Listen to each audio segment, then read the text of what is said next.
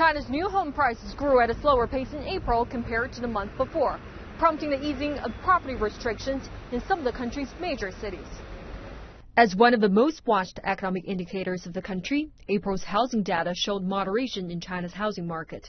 The numbers came amid chatters about a possible housing slump or even a burst of the property bubble.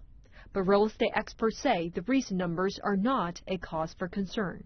I would say it's hitting the government's target of cooling down the residential market. And we'll see this trend maybe continue to go on, but what the government tried to avoid is a hard landing.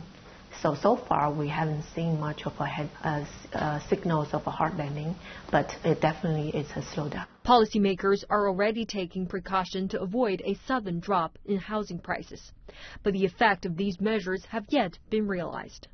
So far, because all those policies has been relatively recent, so we hasn't seen much of market reaction to the policy, but definitely it sends out signals. So hopefully in the midterm will change the market sentiment. The Chinese government is no stranger to regulating the country's property sector, as many purchasing restrictions were implemented over the last decade. But this time around, decision makers are taking a different approach. Our current government is using different methods to regulate the housing market compared to the previous administration. We are not going to see a massive stimulus to lift the housing market like we saw back in 2008. This government wants to do reforms and implement structural changes to regulate the housing market. Home buyers put their planned purchases on hold as they wait for clearer policy directions. The newest measures we expect will have a lot to do with liquidity. We're already seeing the central bank sending clear signals to ease housing market liquidity.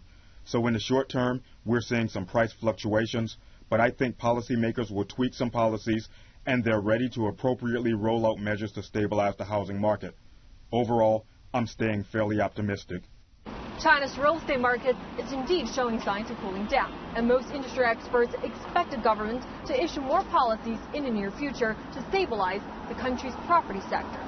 Tracy Chang, CCTV.